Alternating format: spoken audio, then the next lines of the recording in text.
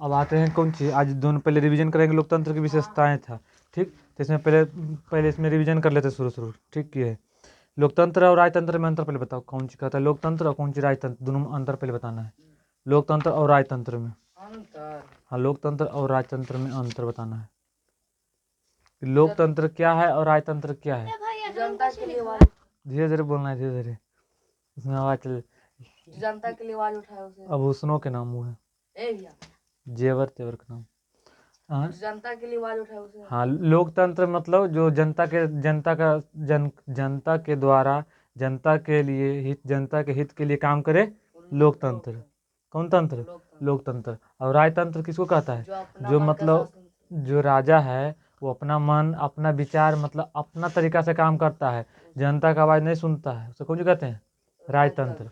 और लोकतंत्र जो जनता की आवाज़ बनता है, जो जनता के लिए काम करता है, कौन तंत्र, लोकतंत्र। जो जनता के लिए काम करता है, जनता के हितों के बात जनता को आवाज़ को उठाता है, कौन तंत्र, लोकतंत्र। और राजतंत्र जो राजा अपने मन के बातों को मतलब अपने तरीका से मतलब रखता है, कौन चीज, राजतंत्र। अगर राजा गलत भी बोल रहा है तो वो सही मानता है तो कौन तंत्र, राजतंत्र। अब इसमें अंतर बताए थे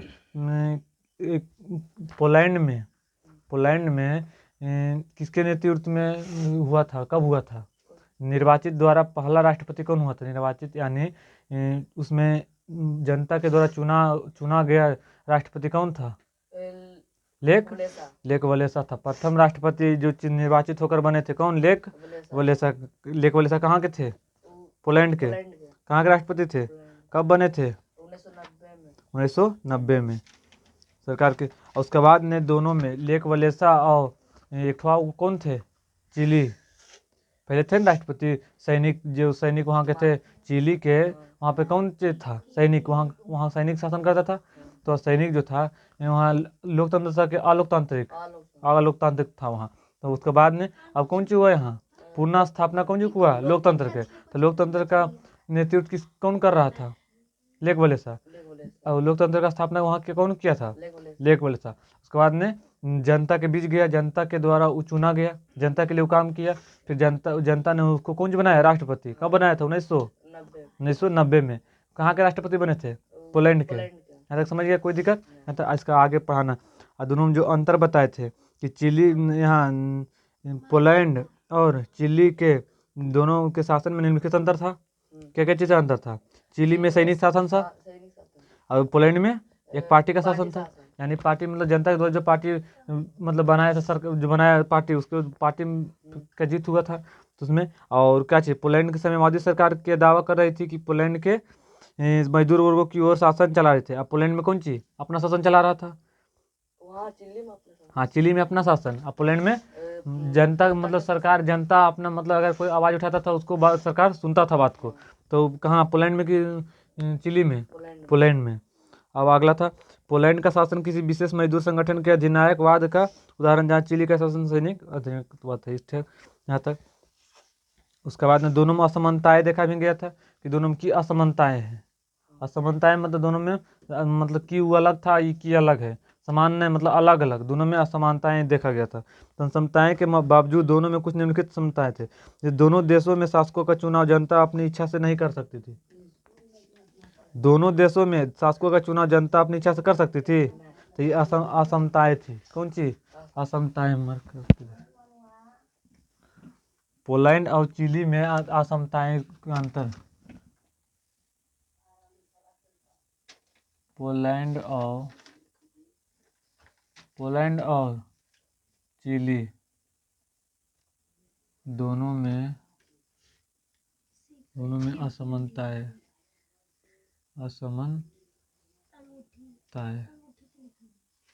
असमानताएं तो पोलैंड इधर लिखो, पोलैंड और चिली, पोलैंड और चिली दोनों में अंतर की है, दोनों में असमानताएं की है।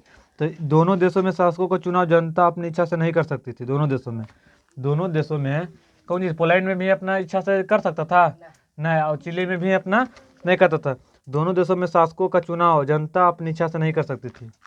इसमें पोलैंड में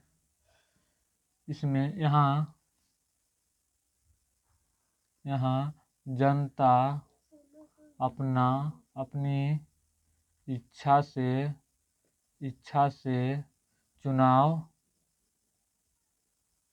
नहीं कर सकता है।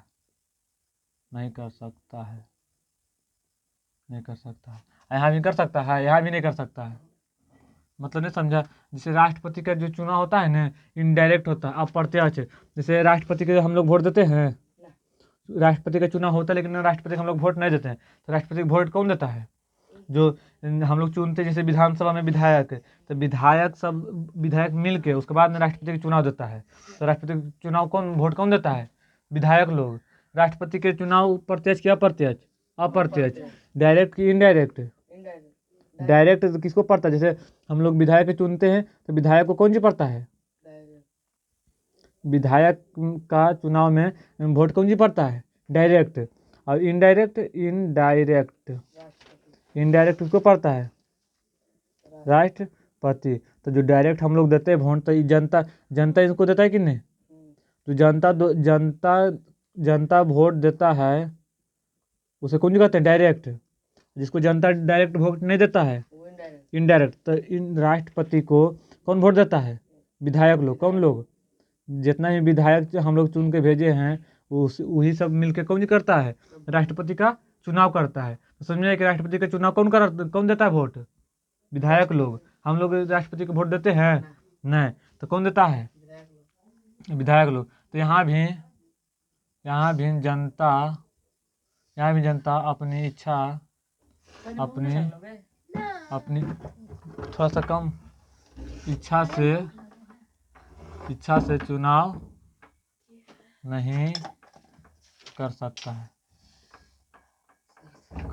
है। दोनों जगह जनता अपना मर्जी वोट कर सकता है, सरकार बना सकता है? नहीं। तो हाँ, मतलब सरकार अपना करता है। दोनों में असमानता मतलब दोनों में यही भी नहीं हो सकता है, यही भी। चिली में भी अपना जनता अपनी इच्छा से चुनाव नहीं कर सकता है। जैसे हम सब चाह के भी राष्ट्रपति के चुनाव कर सकते हैं? नहीं। वहाँ पे अगर कोई इस्तीफा दे देगा कि नहीं, हम राष्ट्रपति से, जैसे मुख्यमंत्री की किया, इस्तीफा देने वाला है कि हम मुख्यमंत्री के पद से हम इस्तीफा देंगे, तो इस्तीफा देगा तो वहाँ पे उप मुख्यमंत्री काम करेगा। जैसे कोई आदमी जैसे घर में देखो इस्तीफा देने के बाद की होता है, यहाँ समझ पहले, देखो। जैसे मुख्यमंत्री है, मुख्यमंत्री बिहार के मुख्यमंत्री क्या है? नीतीश कुमार। भारत के प्रधानमंत्री होता है नरेंद्र मोदी। तो मुख्यमंत्री क्या है? नीतीश कुमार। तो मुख्यमंत्री के बाद कौन सी होता है? उप मुख्यमंत्री होता है। कौन सा होता है? मुख्यमंत्री के बाद उप मुख्यमंत्री। तो मुख्यमंत्री कौन है? नीतीश कुमार। उप मुख्यमंत्री क्या है? सम्राट चौधरी क्या है? जब मुख्यमंत्री के पद से नीतीश कुमार इस्तीफा देंगे तो सबसे उसका भार कौन उठाएगा? उप मुख्यमंत्री। जैसे मानो दो दोस्त है, ठीक? दो दोस्त है, दो कौन सी है? दोस्त है। यहाँ समझ आ गया? वहाँ देख के ढूंढ के यहाँ समझ यही लड़की है। तो पर इधर की है, जैसे दूगो आप दोस्त हैं, दोनों कहाँ, मतलब दोनों बाहर में गए, कहाँ? कलकत्ता मानो गए कमाने के लिए। कौन सी करने? कमाने के लिए गए हैं, कमाने के लिए। ये अगर तबीयत खराब हुआ तो उसका सहायता कौन करेगा? ये दोस्त। इसको खराब होगा तो सहायता कौन करेगा? ये दोस्त। तो वह जब मुख्यमंत्री अपने इस्तीफा देगा पद से, तो इसका बिहार को कौन संभालेगा? किसका भार चल जाता है? उप मुख्यमंत्री को। किसका? सम्राट चौधरी रहे चाहे तेजस्वी, जे मतलब बने, मतलब जे रहता है उप मुख्यमंत्री। तो मुख्यमंत्री जब इस्तीफा देगा तो कौन किसका अधीन में चल जाता है? उप मुख्यमंत्री। तो बिहार को अभी कौन संभालेगा? उप मुख्यमंत्री। फिर जब मुख्यमंत्री के पद पर आएगा तो फिर होता है, तो फिर उसको सीट दिया जाता है। जब मुख्यमंत्री इस्तीफा देगा तो कौन उस पर मतलब अधिकार करेगा? किसका मतलब कौन इसको मतलब इस पद पर जाएगा? उप मुख्यमंत्री संभालेगा। बिहार को कौन संभालेगा? उप मुख्यमंत्री। तो समझा? तो की बोल रहे? तो जब यह करना, जब ये को इस्तीफा देता है तो दूसरों का उप मुख्यमंत्री। जैसे मुखिया है, जैसे मुख्यमंत्री तो उप मुख्यमंत्री, जैसे मुखिया, तो मुखिया के नीचे पद कौन जो होता है? उप मुखिया। कौन मुखिया? उप मुखिया। कौन मुखिया? तो हाँ, मुखिया उन्हें होता है, समिति अलग है, मुखिया। तो मुखिया को होता है, तो मुखिया कौन है? सोना देवी है। तो उप मुखिया को वहाँ जो अपाचे साहब हुआ है ना, बुलू वाला, जो लड़का क्या पुर के है, उप मुखिया। हाँ, अगर ओकर मतलब बाबूजी हखिन तो उप मुखिया वो है। अगर मुखिया जी मर गए, मानो कि जानबूझ के हाँ मानो कि इसको मार दिया जाए मुखिया के, ठीक, तो 5 साल राज क्या करेगा? उप मुखिया। ऐसी एक जगह हुआ, उप मुखिया बूढ़ा लेकिन और जान से मारा देवल गेले, मारा देवल गेले। और उप मुखिया ले पैसा तो मुखिया खर्च होले। और उप मुखिया पूरा पूरा 5 साल राज के कौन कौन किया? उप मुखिया। फंड के कमाए के भीतर पैसा उप मुखिया। तो मुखिया बने, उप मुखिया मरवा दे मुखिया जी के, बस। तो मुखिया राज करेगा कौन? कौन उप मुखिया है? कैसे वो होते रहा है? फिलहाल एगो के साल था कि उप मुखिया मुखिया जी के मार देलखिन, 5 साल राज केलखिन। हाँ ऐसी करना, एक भीतर रुपये धर लेलखिन। तो दोनों में अंतर की था? यहाँ भी जनता अपनी इच्छा से चुनाव नहीं कर सकता है, और यहाँ भी जनता अपनी इच्छा से चुनाव नहीं कर सकता है। तो समझा कोई दिक्कत? अब आगे देखो, दोनों देशों में जनता को सरकार के समक्ष अपने विचार व्यक्त करने, संगठन बनाने, विरोध करने, राजनीतिक गतिविधियां भाग लेने की वास्तविक स्वतंत्रता नहीं थी। मतलब दोनों देशों में था कि मतलब अगर तुम चाह रहा है कि यहाँ पे हम कुंज करें, अपना बात रखें, जिसे बात रखे तो रख सकता है, तो सरकार आपका बात सुनेगा? नहीं। कुंज करेगा? नहीं सुनेगा। यहाँ भी नहीं सुनेगा और यहाँ भी नहीं सुनेगा। तो पोलैंड में भी यहाँ जनता का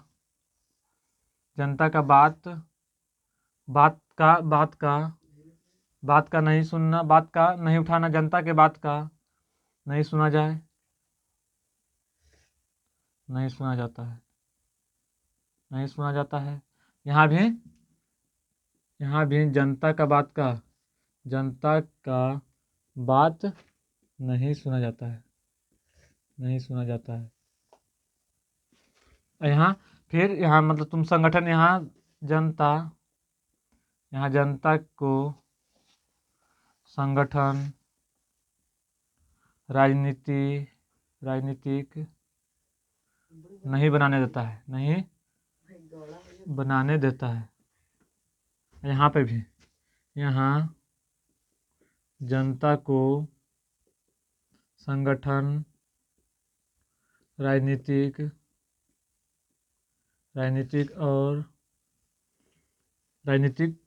नहीं बनाने देता है। समझा तक? तो यही असमानता दोनों में, असमान दोनों मतलब समान, दोनों में यह अंतर था। इधर भी यह बात, इधर भी यह बात। तो पोलैंड और चिली में असमानता है तो की था, यहाँ जनता अपनी इच्छा से चुनाव नहीं कर सकता। मतलब जैसे भारत में तुम अपना इच्छा से चुनाव कर सकता है, जनता अपन चाहेगा कि हम हमारा सरकार नीतीश कुमार मर्जी नहीं है, हम दूसरा सरकार चाहिए, तो इच्छा करा लेंगे चुनाव? नहीं। वहाँ चुनाव आयोग होता है। भारत का चुनाव आयोग के है? ज्ञानेश कुमार के है? ज्ञानेश कुमार। वो जब उस 5 साल चुनाव का 5 साल कितना देखो, ये देखो मुखिया का कितना तक होता है कि कितना वर्ष में चुनाव होता है मुखिया का? तो दोनों नोट करके यहाँ पे लिख लेना, उधर नोट करके। मुखिया का चुनाव कितना वर्ष में? कितना वर्ष में? 5 वर्ष में। कितना वर्ष में? 5 वर्ष में। फिर मुख्यमंत्री का भी, पहले विधायक पर, धीरे धीरे मुखिया, फिर विधायक का चुनाव कितना वर्ष में? विधायक का चुनाव मतलब इसी फिर लिखने चल जाना है। विधायक का चुनाव कितना वर्ष में? 5 वर्ष में। मुख्यमंत्री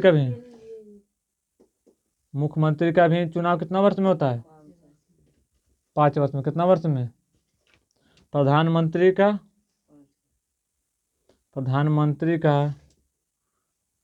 कितना वर्ष में? 5 वर्ष में। समझा? इतना मतलब ये लिख लेना है कि मुखिया, विधायक, मुख्यमंत्री, प्रधानमंत्री कितना वर्ष तक वो अपना पद पर रह सकता है? 5 वर्ष तक। हाँ ठीक है, नहीं लिखना है तो मतलब जानता है तो ये दोनों में अंतर पहले उतारो यहाँ तक, ठीक, जल्दी, फास्ट इन फास्ट।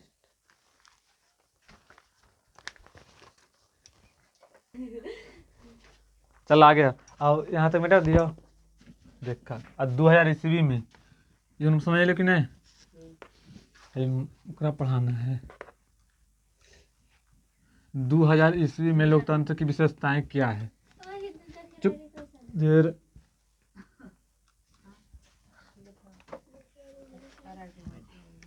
2000 ईस्वी में लोकतांत्रिक सरकार है। कौन ईस्वी में? 2000 ईस्वी में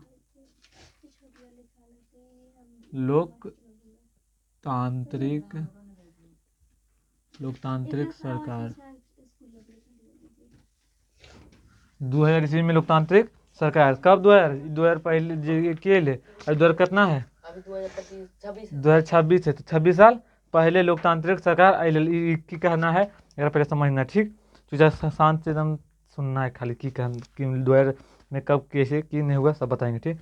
आगे 20वीं शताब्दी, 2000 तो कौन शताब्दी, 20वीं शताब्दी में लोकतंत्र की यात्रा कैसी रही ये समझना है। अब विस्तार कब हुआ और किन क्षेत्रों में कैसे की, तो 20वीं शताब्दी में अब आ गया लोकतंत्र का विस्तार दुनिया के सभी हिस्सों में एक समान नहीं हुआ है।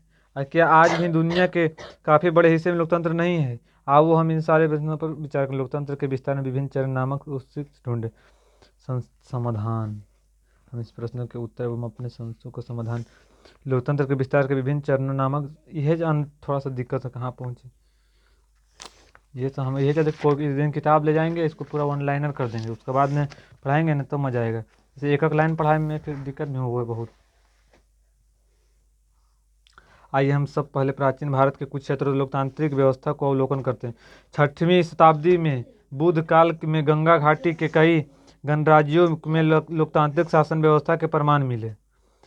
गंगा घाटी के किनारों बुद्ध काल के कई गणराज्यों में लोकतांत्रिक शासन व्यवस्था का प्रमाण मिले। एक समझना है, गणराज्यों में कपिलवस्तु का शाक्य, सुधार पर्वत के भागों का प्रांत, अलकंप, काबुली, केरुपुत के कलाम, रामग्राम, कुशीनारा, मल, पिपलीवन के मौर्य, वैशाली के लिच्छवी, मिथिला के विद्रोह आदि शामिल थे। गणराज्यों में मतलब पूछ रहा है कि गणराज्यों में, तो पूछेगा ये क्वेश्चन पूछ ले है कि बिहार में गणराज्य कहाँ गणराज्य जिला है। गणराज्य वैशाली नहीं बताए थे, वैशाली नहीं बताए थे। बिहार में गणराज्य जिला कौन है, वैशाली वैशाली। एकरा में अनेक प्रकार के थे। देखो जो इन गणराज्यों की कपिल वस्तु शाक्य सुधार पर्वतों अलकंप के बुल्ली, केरुपत के रामग्राम, कुशीनगर का मल, पिपलीवन के मेरिया, वैशाली के लिच्छवी, मिथिला विद्रोह आदि शामिल थे। गणराज्यों का शासन का प्रधान एक निर्वाचित पदाधिकारी होता था,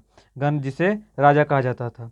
निर्वाचित पदाधिकारी, गणराज्य के शासन का प्रधान कौन होता था, राजा। एक मतलब निर्वाचित होकर पदाधिकारी होता था। जैसे अभी देखा जाए तो ब्लॉक में पदाधिकारी को बैठता है कि नहीं पदाधिकारी, तो नरहट ब्लॉक के तो उसको राजा कौन होता है, जैसे ब्लॉक का राजा कौन होता है, पदाधिकारी होता है। तो उसी गणराज्यों के एक पदाधिकारी होता था, उसे कुंज कहते हैं, राजा कुंज कहा जाता था, राजा।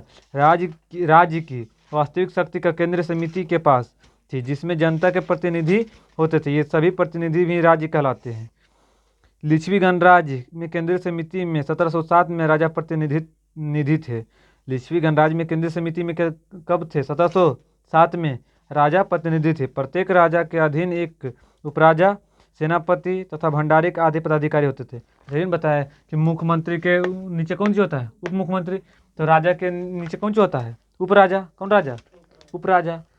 और सेनापति तो उप सेनापति, भंडारिक आदि पदाधिकारी होते थे। सभी प्रकार का निर्णय बहुमत से होता था। इस प्रकार हम इस निष्कर्ष पर पहुंचते हैं कि बुद्धिकालीन गणराज्यों में शासकों का चुनाव होता था। अब आगे देखो, प्रारंभिक चरण।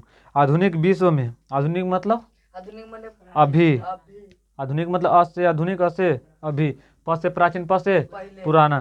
तो आधुनिक विश्व में सन 1789 से फ्रांसीसी क्रांति से लोकतंत्र की स्थापना एवं विस्तार की शुरुआत हुई। तो लोकतंत्र का स्थापना कब हुआ है, हल्का धीरे से हाँ वही कहानी खा लेता हूँ आगे। आप देखिए लिखा वाला टॉपिक के लिए अब धीरे समझ ले चल जाना है। अब देख प्रारंभिक चरण की है, चलना इसको आगे देखो। जैसे आधुनिक विश्व में, आधुनिक मतलब अभी के विश्व में 1789 में फ्रांसीसी क्रांति से, तो पूछा फ्रांसीसी क्रांति कब हुआ था, 89 में। फ्रांसीसी क्रांति कब हुआ था, फ्रांसीसी क्रांति कब हुआ था, 1789 ईस्वी में। फ्रांसीसी क्रांति कब हुआ था, फ्रांसीसी क्रांति कब हुआ था, 1789 ईस्वी में। फ्रांसीसी क्रांति कब हुआ था, 89 ईस्वी से लोकतंत्र की स्थापना एवं विस्तार की शुरुआत हुई। लोकतंत्र की स्थापना कब शुरुआत हो, 1789 में। लोकतंत्र की स्थापना कब हुआ था, लोकतंत्र की स्थापना, लोकतंत्र की स्थापना कब हुआ था, 1789। लोकतंत्र की स्थापना, फ्रांसीसी क्रांति कब हुआ था, लोकतंत्र की व्यवस्था स्थापना 1789 और फ्रांसीसी क्रांति का स्थापना 1789 या लोकतंत्र के भी 1789। इस क्रांति ने लोकतंत्र के 3 तत्वों को स्थापित किया, लोक स्वतंत्रता, समानता एवं भ्रातृत्व। लेकिन फ्रांस के जन्म इसमें ये पूछने क्वेश्चन है कि फ्रांसीसी क्रांति से, मतलब कौन क्रांति से? फ्रांसीसी क्रांति से लोकतंत्र के 3 तत्वों को स्थापित किया, मतलब 3 शब्द दिया था। फ्रांसीसी क्रांति से कौन शब्द दिया था? 3 शब्द। इस क्रांति से यानी फ्रांसीसी की क्रांति से, फ्रांसीसी के क्रांति से कितना शब्द दिया था? कितना तत्व दिया था? क्रांति से 3 शब्द दिया था। कौन था? स्वतंत्रता, समानता एवं स्वतंत्रता, समानता एवं भ्रातृत्व। कौन सी दिया था? भ्रातृत्व कि कितना शब्द दिया? फ्रांसीसी क्रांति से कितना शब्द दिया था? स्वतंत्रता, समानता एवं भ्रातृत्व। भ्रातृत्व मतलब 3 गो शब्द दल के, स्वतंत्र, समानता मतलब सबके बराबर, और भ्रातृत्व जैसे जिस देश में तुम रह रहा है, तुम जैसे भारत में, तो भारत, भ्रातृत्व मतलब सबके समान अधिकार, समान स्वतंत्र, सबके समान होना चाहिए। जैसे तू ऐसा सब है तो सबके शिक्षा मतलब समान देना चाहिए। तो उसी मतलब स्वतंत्र मतलब एगो, तो सब स्वतंत्र है, तो उसी मतलब सबके मतलब एक समान देखना चाहिए, ओकरे को है भ्रातृत्व, समझ नहीं। लेकिन फ्रांस के जन विद्रोह ने अस्थायी और पक्के लोकतंत्र की स्थापना नहीं की थी। कहाँ पक्के नहीं हुआ था? फ्रांस में। फ्रांस के जन विद्रोह ने, फ्रांस की एक जगह है, उसको कौन सी नाम है?